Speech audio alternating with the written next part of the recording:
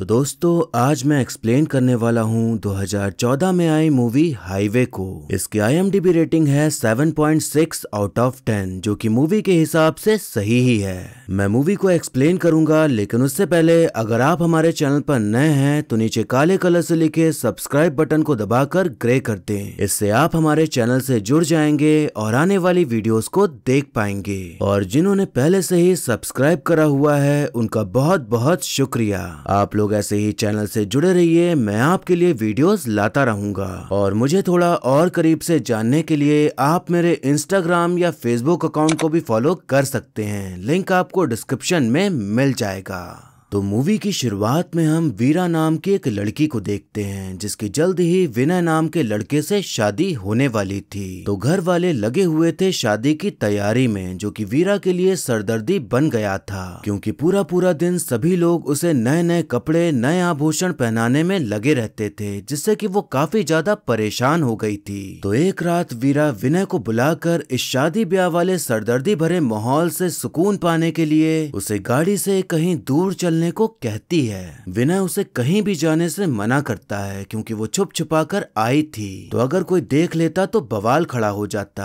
और शादी से पहले दूल्हे दुल्हन का मिलना अच्छा नहीं माना जाता। तो यही सब वो वीरा को समझा रहा होता है, पर वीरा उसकी एक नहीं सुनती और उसकी जिद के आगे विनय को झुकना ही पड़ता है। गाड़ी निकल पड़ती है हाईवे की ओर और वीरा खिड़की खोलकर ताजी हवा का आनंद लेने लग जाती है, जैसे कि सदियों बाद उसे सांस लेने का मौका मिला हो। काफी समय हो गया था बाहर निकले हुए, तो विनय वापस गाड़ी मोड़ लेता है घर की ओर, लेकिन उससे पहले पेट्रोल डलवाने के लिए पेट्रोल पंप पे रुक जाता है। वीरा अपने आप को थोड़ा और खुला महसूस कराने के लिए गाड़ी से निकलकर बाहर टहलने लग जाती है। विनय उसे गाड़ी में वापस आने को कह रहा होता है क्योंकि रात का समय था, पर वीरा उसकी कोई भी बात सुन ही नहीं रही थी। तभी वहाँ पर गोली चलने की आवाज सुनाई पड़ती है और कुछ गुंडे वीरा की तरफ भागते हुए आते हैं और खुद को दूसरे गैंग से बचाने के लिए उस गैंग का लीडर महावीर वीरा के कनपटी पर बंदूक रखकर उसे अपने कब्जे में ले लेता है। वीरा विनय विनय चिल्लाती रह जाती है, पर गोलीबारी देख के विनय की तो फटके फ्लावर हो चुकी थी, तो वो क्या ही करता। वो गुंडे विनय को गाड़ी से निकाल फेंकते हैं और वीरा को अपने साथ लेके फरार हो जाते हैं। वो लोग खेतों के बीच जा पहुंचते हैं जहां से उन्हें दूसरी गाड़ी मिलने वाली थी। तो मौका देखते ही वीरा वहां से भागने की कोशिश करती है, पर महावीर उसके गाल पर घसीट के एक तमाचा धर देता है, जिसके बाद से वीरा भागने की कोशिश नहीं करती। एक जगह पहुंचने के बाद महावीर वीरा से उसकी पहचान पूछता है, तो वीरा बताती है कि वो मानिक त्रिपाठी की बेटी है। तो महावीर थोड़ा सा घबरा जाता है। अब यहाँ पर पता चलता है कि मानिक त्रिपाठी बहुत अमीर और जाना माना बिजनेसमैन है, जिसकी पहचान मंत्री से लेकर पुलिस तक हर जगह है। तो जिसे वो उठा के लाया है वो उसकी बेटी है। तो इसमें कोई दो राय नहीं कि अपनी बेटी को बचाने के लिए वो अपनी पूरी ताकत लगा देंगे। महावीर का सीनियर साथी उससे कहता है कि तुमने बहुत बड़ी गलती कर दी, तुम्हें त्रिपाठी की बेटी को नहीं उठाना चाहिए था। अब समझो तुम्हारी जिंदगी खत्म है। महावीर कहता है कि हम इन अमीर लोगों की गुलामी ही करते आए हैं, अब और नहीं। वो कहता है कि अब वो त्रिपाठी को फोन करेगा और उससे फिरौती मांगेगा,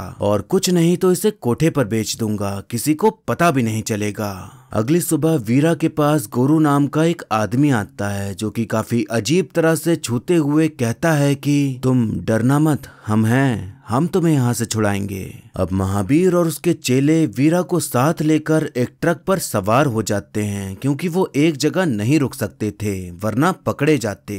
रात होने पर जब महावीर कहीं छुपने का ठिकाना ढूंढ रहा होता है, तो मौके का फायदा उठाते हुए वीरा के पास दोबारा से गोरू आता है और उसे फिर से गलत तरीके से छूने लग जाता है। तो अब वीरा समझ जाती है कि ये आदमी बिल्कुल भी सही नहीं है। वो लोग उसे खंडहर फैक्ट्री में ले जाते हैं और हाथ पैर खोलकर छोड़ देते हैं। उसे खाना दिया जाता है, तो थोड़ा बहुत खा के फिर इधर उधर टहल के वो लेट जाती है। वीरा तभी नोटिस करती है कि दरवाजा तो खुला हुआ है, तो वो वहां से भागने की कोशिश करती है, पर महावीर उसे पकड़ लेता है। वो उसके बाल पकड़ते हुए उसे बाहर ले जाता है और और दूर फेंकते हुए कहता है कि अब भाग जहाँ भागना हो। वीरा पूरी जान लगाकर वहाँ से भागने की कोशिश करती है, पर दूर दूर तक सपाट जमीन थी और उसे कहीं कोई ठिकाना नहीं दिख रहा था जहाँ पहुंचकर वो मदद मांग सके। तो भागते भागते वो थक कर गिर जाती है। वीरा जब आसमान की ओर देखती है तो उसे अनगिनत टिमटिमाते तारे दिखाई पड़ते हैं और जब वो अपनी नजरें हर जगह घुमाती है तो ऐसे प्रतिक्रिया देती है जैसे वो ऐसी जगह और इतना खूबसूरत आसमान पहली बार देख रही हो। वो तुरंत भागते हुए महावीर के पास वापस लौट जाती है, क्योंकि वहाँ से भागकर वो जाती भी कहाँ और शायद उसे अब भागना ही नहीं था। अगली सुबह वीरा उनसे विनती करती है कि उसे बाहर आने दें, क्योंकि बंद कमरे में दम घुटता है। तो महावीर उसे बाहर आने देता है और चाय भी पीने को दे देता है। वीरा अकेले बैठे चाय पीते पीते अपने में ही बड़बड़ाते हुए खुद से ही बातें करने लग जाती है, जैसे कि उसने सदियों से बात ही ना की हो। उसने नमक से ढकी ऐसी जगह पहले कभी नहीं देखी थी, तो उसके लिए ये सब अलग और नया था, जिसे देखकर उसे काफी अच्छा सा लग रहा था। वीरा बहुत अमीर खानदान की थी और एक लौती थी, तो उसे ऐसा पाला गया था कि मिट्टी का एक कण भी उसके शरीर में ना लग जाए और उसने बड़ी बड़ी इमारतों के अलावा और कुछ नहीं देखा था। तो आप समझ ही गए होंगे कि उसके लिए ये सब कुछ कितना अलग था। मौका देखकर गोरू फिर से वीरा के पास पहुंच जाता है और उसके साथ जबरदस्ती करना शुरू कर देता है, लेकिन इस बार महावीर उसे देख लेता है तो वो पहले तो उसे मारता है और फिर समझाता है कि ये सौदा है, लड़की नहीं। गोरू की गंदी नियत का भांडा फूट चुका था, इसीलिए वो गैंग छोड़ के वहाँ से भाग निकलता है। महावीर ने सोचा था कि वो यहीं पर छुप कर रहेंगे, लेकिन गोरू के भागने के बाद अब उस पर भरोसा नहीं किया जा सकता था, इसीलिए वो अपना ठिकाना बदलने का सोच लेता है। महावीर अपने एक चेले आड़ू को साथ लेकर निकल पड़ता है, तो वीरा कहती है कि वो पीछे नहीं बैठेगी बल्कि आगे बैठेगी। महावीर अपना गुस्सा दिखाते हुए कहता है कि तेरी हड्डियां तोड़ दूंगा ज्यादा बकवास की तो।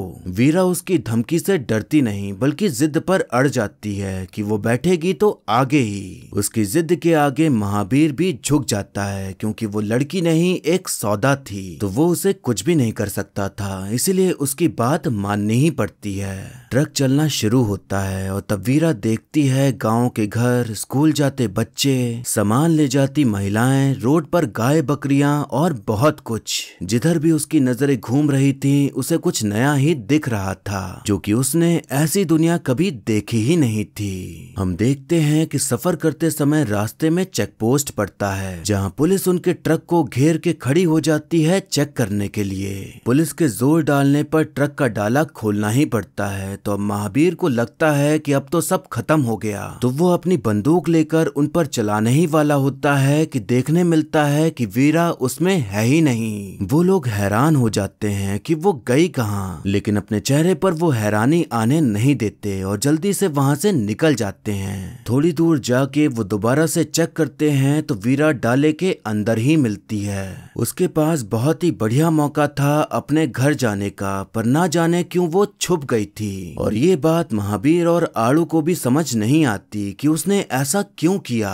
वो लोग खाने के लिए एक जगह पर रुकते हैं तो वीरा अचानक से अपनी जिंदगी के बारे में बताने लग जाती है। वो बताती है कि मैं 9 साल की थी तब मेरे अंकल मेरे लिए महंगी चॉकलेट लेकर आते थे, मुझे गोद में बैठाकर प्यार करते थे और अकेले में बाथरूम के अंदर फिर गोद में बैठा के प्यार करते थे।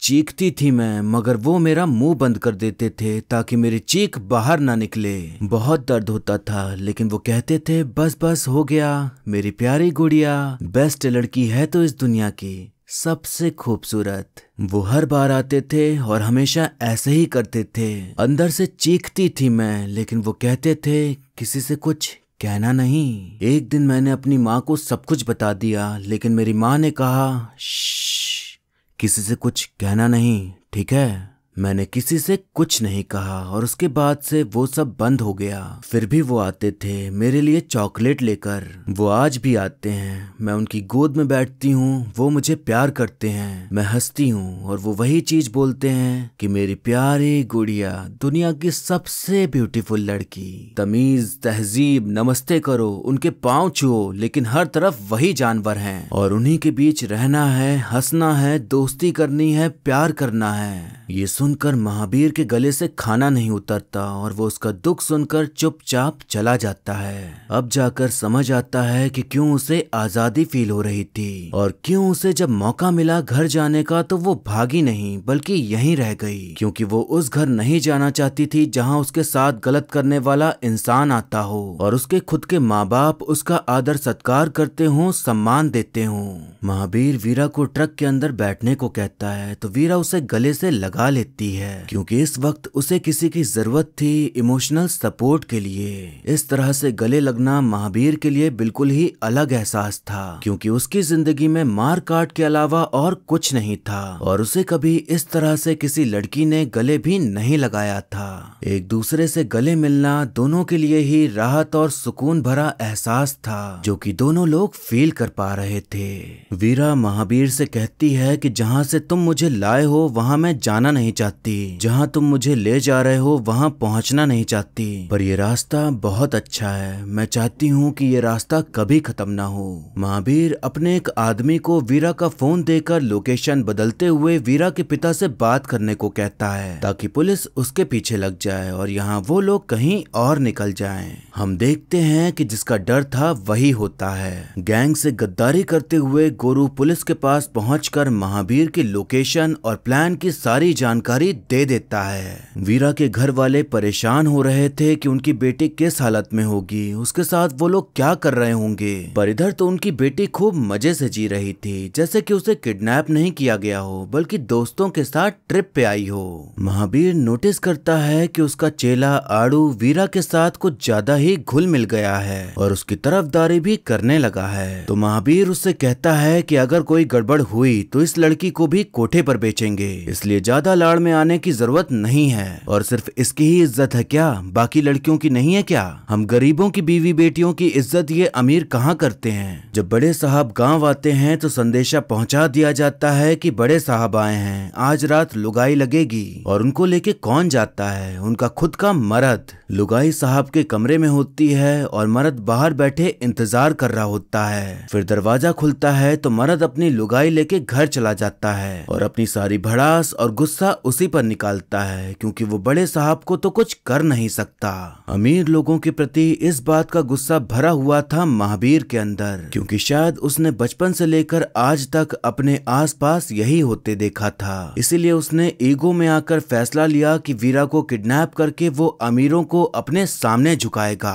रात में वीरा गांव के लोकल कपड़े पहनकर महावीर के पास जाती है, ये सोचकर कि उसे अच्छा लगेगा, लेकिन उसका तो पहले से ही मूड खराब था। महावीर एक गाना गुनगुना रहा था तो वीरा के जिद करने पर वो बताता है कि जब मैं छोटा था और रोता था तो माँ मुझे यही गाना सुनाकर चुप कराती थी। वीरा उसकी फैमिली के बारे में जानने की इच्छा जताती है, पर महावीर उस पर गुस्साने लग जाता है, लेकिन वीरा उससे रत्ती भर भी नहीं डरती, बल्कि महावीर गुस्से में उसे क्यूट सा लगने लगा था। वीरा वही धुन गुनगुनाने लग जाती है जो महावीर की माँ उसे सुनाया करती थी, तो महावीर को अपनी माँ की बहुत याद आने लग जाती है। हमें दिखाया जाता है कि महावीर जब छोटा था तो उसकी माँ मजदूरी करके घर चलाती थी और पिताजी गाली गलौज मारपीट के अलावा और कुछ नहीं करते थे।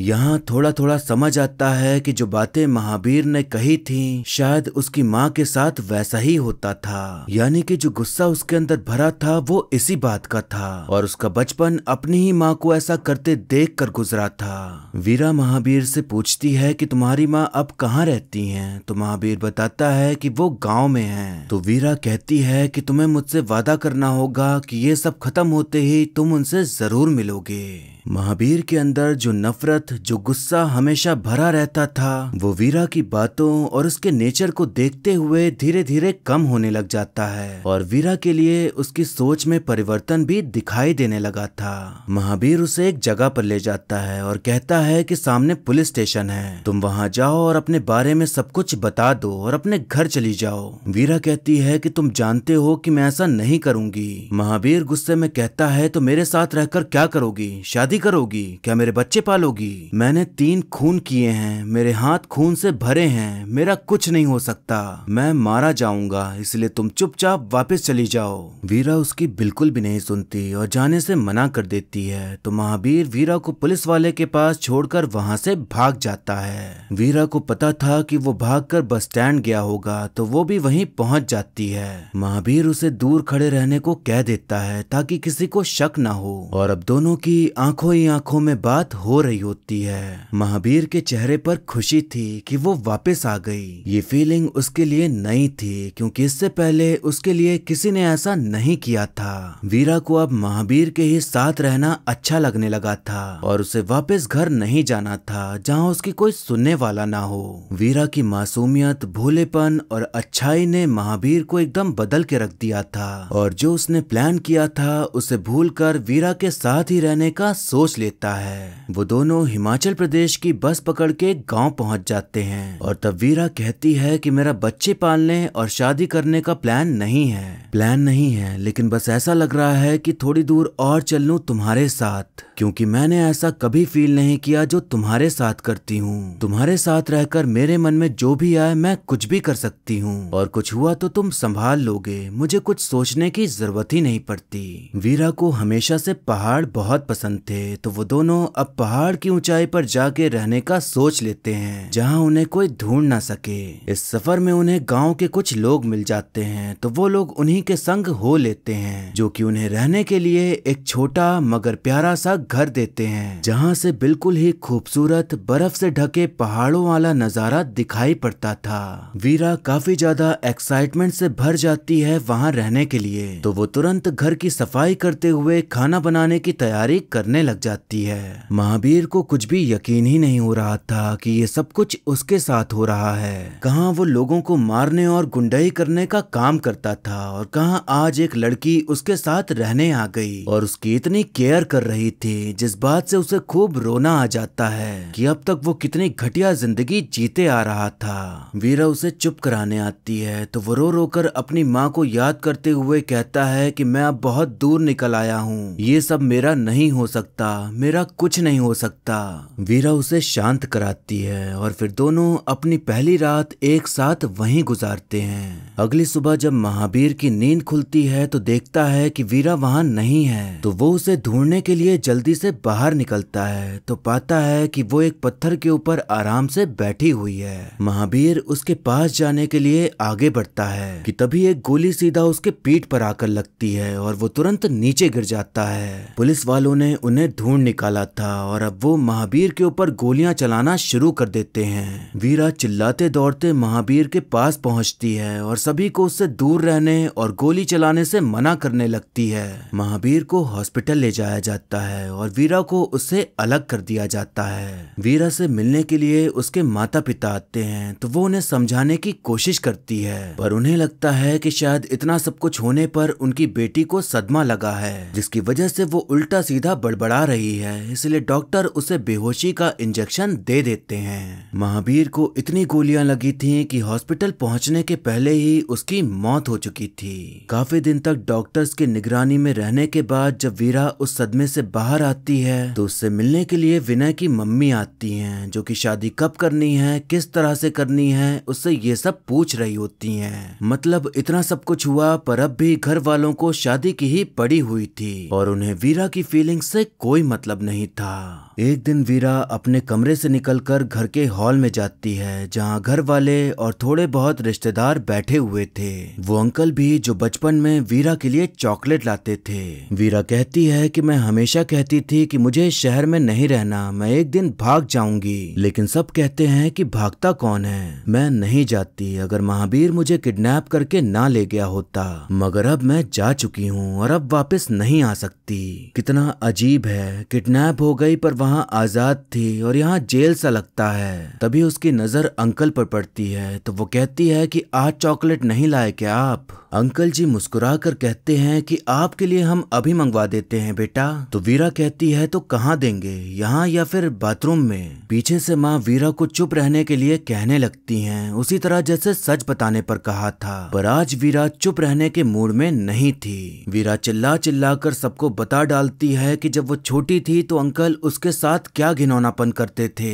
वीरा अपने पिता से कहती है कि सबने सिखाया कि घर के बाहर जाओ तो सावधान रहो, क्योंकि घर के बाहर लोग बहुत बुरे होते हैं। लेकिन मुझे ये क्यों नहीं बताया कि मुझे घर के अंदर भी सावधान रहना है। मैं भले बेवकूफ हूँ, बुरी हूँ, लेकिन आप लोगों की तरह नहीं हूँ। और अब मैं जा रही हूँ और वापस नहीं आऊंगी। अगले दिन वीरा अपना सामान पैक करती है और घर से निकल जाती है। रास्ते में वो रोड किनारे रुककर महावीर को याद करते हुए फूट फूट कर रोती है, क्योंकि उस दिन के बाद से उसे मौका ही नहीं मिला अपने दर्द को बाहर निकालने का। वीरा उसी जगह पहुंच जाती है जहां उसने हमेशा से रहने का सपना देखा था, महावीर के साथ पहाड़ियों के बीच एक घर में। उसने वहां एक फैक्ट्री खोल ली थी जिसमें कि स्ट्रॉबेरी को डब्बे में पैक करके बेचा जाता था। और वहीं पहाड़ों में उसने घर भी ले लिया था जहां से बहुत ही खूबसूरत नजारा दिखाई पड़ता था। ठीक वैसा ही नजारा जो उस छोटे से घर से दिखता था जहां उसने महावीर के साथ समय बिताया था। वीरा एक जगह खड़े होकर अपना और महावीर का बचपन इमेजिन करने लगती है और देखती है कि दोनों लोग साथ में खेल रहे हैं। ये देखकर उसके चेहरे पर मुस्कुराहट आ जाती है और उसे वहां रहकर काफी सुकून मिल रहा था। वो आसमान की ओर देखती है और सोचती है कि महावीर उसे देख रहा होगा और वो भी खुश होगा उसे देखकर कि वो एक अच्छी जिंदगी जी रही है। और फिर इसी कहानी के साथ मूवी यहीं पर खत्म हो जाती है। तो दोस्तों, हमने देखी एक ऐसी कहानी जहां हमने देखा कि कैसे दो लोगों की मुलाकात एक दूसरे की जिंदगी को बदल के रख देती है। इस कहानी को देखते वक्त लगा कि हम जैसे जिंदगी के मायनों को समझने वाले हाईवे पर हों। वीरा और महावीर दोनों का ही बचपन ऐसा गुजरा जहां उन्हें दुखी मिला। एक ने गलत होते देखा पर कुछ कह ना सका और एक ने गलत होते सहा पर कुछ कह ना सकी। एक चुपचाप सहती हुई बड़ी हो गई और एक गरीबी और जीवन जीने के लिए अलग ही दिशा में चलते चला गया और गुंडा बन गया। फिर जब ये दोनों साथ आए और जब दोनों ने एक दूसरे के दुख को जाना और समझा तो दोनों ने एक दूसरे के लिए उनके अंदर पनप रहे जख्मों को मलहम लगाने का काम किया। वीरा को हमेशा से महसूस होता रहा कि वो जेल में कैद है, तो उसे महावीर की वजह से आजादी मिली। और महावीर जो कि जंगली जानवरों की तरह रह रहा था, जिसकी कोई जिंदगी नहीं थी, उसे जिंदगी जीने का जरिया मिला। वैसे मैं आपको बता दूं कि जिसने आपको हॉस्टेज या बंदी बना रखा है वो आपको पसंद आने लग जाए और उससे प्यार हो जाए तो उसे स्टॉकहोम सिंड्रोम कहते हैं। वीरा को महावीर से डरना चाहिए था, उसका खौफ होना चाहिए था, उससे दूर भागना चाहिए था, पर उसे तो उसकी जिंदगी के बारे में जानने और समझने में ज्यादा इंटरेस्ट आ रहा था और पकड़े जाने पर उसे उसके मरने का दुख भी हो रहा था। तो ये सब कुछ इस सिंड्रोम के लक्षण होते हैं, पर हमें इस सिंड्रोम के बारे में कुछ भी बताया नहीं गया। अब बात करें वीरा की तो उसके अतीत को दिखाते हुए हमें यहाँ बाल यौन शोषण के बारे में जागरूक करके काफी अच्छा मैसेज देने की कोशिश की गई है। हम सभी जानते हैं कि लड़कियां, महिलाएं, बच्चियां कहीं भी सुरक्षित नहीं हैं, यहाँ तक कि अपने घर में भी नहीं। सभी ने घर पर ही यौन शोषण का शिकार हुई लड़कियों के केसेस तो सुने ही होंगे, जो कि सिर्फ कुछ ही केसेस होते हैं, क्योंकि आधे से ज्यादा तो ये चीजें बाहर ही नहीं आती। जिनके साथ ये होता है उनके मन में ये डर रहता है कि ये जो हो रहा है वो किसी को बताने पर क्या कोई समझ पाएगा भी या नहीं, क्या किसी को यकीन होगा या नहीं। कुछ के साथ यौन शोषण इतनी छोटी उम्र में होता है कि उन्हें पता ही नहीं होता कि उनके साथ हो क्या रहा है। अगर माता पिता को बताओ भी तो उसमें भी ये रहता है कि वही चुप कराने में लग जाते हैं कि किसी को बताना मत। उन्हें डर रहता है कि परिवार का माहौल खराब हो जाएगा। तो खतरा सिर्फ बाहर ही नहीं, घर में भी है और जिन पर आप भरोसा करते हैं उनसे भी है। अगर आप सच में अपने बच्चों की केयर करते हैं तो उन्हें ये भी सिखाइए कि उन्हें कैसे पता चले कि कोई उन्हें गलत तरीके से टच कर रहा है। उन्हें बताइए कि जब कोई गलत तरीके से छुए तो उन्हें घर में बताना है। उन्हें भरोसा दिलाइए कि आप हैं उनके साथ, तभी ये चीजें खत्म होंगी। माँ बाप में से किसी एक को बच्चे का दोस्त बनकर रहना चाहिए, जिससे कि वो सारी बातें शेयर कर सके और चीजों को बता सके। अब मूवी की बात करें तो इसमें कोई दो राय नहीं कि फिल्म काफी ज्यादा अच्छी है। डायरेक्शन, लोकेशन, सिनेमाटोग्राफी, गाने, एक्टिंग सब कुछ बेहतरीन है। फिल्म की एंडिंग भले ही हैप्पी वाली नहीं है पर एक अच्छी फीलिंग देती है कि वीरा अब एक अच्छी जिंदगी गुजार रही है जो कि हो पाया महावीर की वजह से। तो एंडिंग सैड होकर भी अच्छी थी। अब एक्टिंग की बात करें तो इस फिल्म में आलिया और रणदीप दोनों ने ही अपने सर्वश्रेष्ठ कामों में से सबसे बढ़िया काम किया है। रणदीप और आलिया दोनों ने ही इस कदर अपने किरदार को पकड़ा है कि वो आपको रियल लगने लगते हैं और आप दोनों की ही फीलिंग्स से कनेक्ट हो पाते हैं। उनके इमोशंस आपको इतना ज्यादा फील होंगे कि उनके रोने पर आपको भी रोना आ सकता है। आलिया तो अच्छी अभिनेत्री हैं ही, लेकिन मैं यहाँ और ज्यादा तारीफ करना चाहूंगा रणदीप हुड्डा सर की, क्योंकि उनका रोल मेरे दिल को छू गया और वो एक्टिंग के मामले में मेरे फेवरेट बन चुके हैं। अगर आपने मूवी नहीं देखी है और सिर्फ ये एक्सप्लेनेशन सुना है तो एक बार आप ये मूवी जरूर देखिएगा, सिर्फ इनकी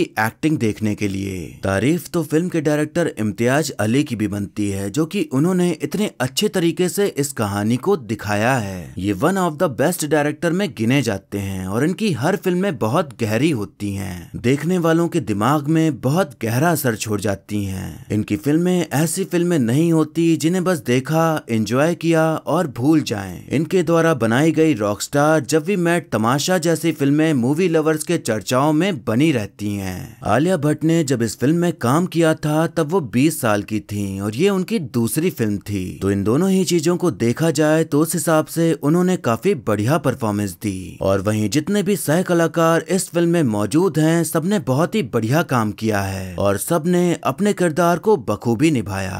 वैसे एक बात आपको ध्यान में रखनी होगी कि अतीत सबका होता है, फिर वो चाहे बुरा इंसान हो या अच्छा। महावीर एक गुंडा था जो कि कॉन्ट्रैक्ट किलिंग का काम करता था। उसकी माँ के साथ भले ही बुरा हुआ पर वो लड़कियों की इज्जत फिर भी नहीं करता था। बाद में उसकी सोच में बदलाव आया, पर ऐसा सच में हो ऐसा होता नहीं। तो अगर बदलाव नहीं आता तो महावीर वीरा के साथ वही करता जो बार बार करने को कह रहा था, यानी कि पैसे ना मिलने पर या कुछ भी गड़बड़ होने पर उसे कोठे पर बेच देना। तो ये था एक्सप्लेनेशन हाईवे मूवी का। आपको मूवी और मेरा एक्सप्लेन करना कैसा लगा ये कमेंट करके जरूर बताइएगा। और ऐसे ही आने वाली वीडियोस देखते रहने के लिए हमारे चैनल को सब्सक्राइब करें और बेल आइकन दबा दें, जिससे कि आपको नई वीडियोस की नोटिफिकेशन मिल जाएगी। आप चाहें तो मुझे इंस्टाग्राम या फेसबुक पर भी फॉलो कर सकते हैं, लिंक आपको डिस्क्रिप्शन में मिल जाएगा। और वीडियो अच्छी लगी हो तो लाइक जरूर करें, आपके लाइक और कमेंट से मुझे और भी वीडियोस बनाने का मोटिवेशन मिलता है। तो मिलते हैं अगली वीडियो में, तब तक के लिए टाटा, बाय बाय और नमस्ते।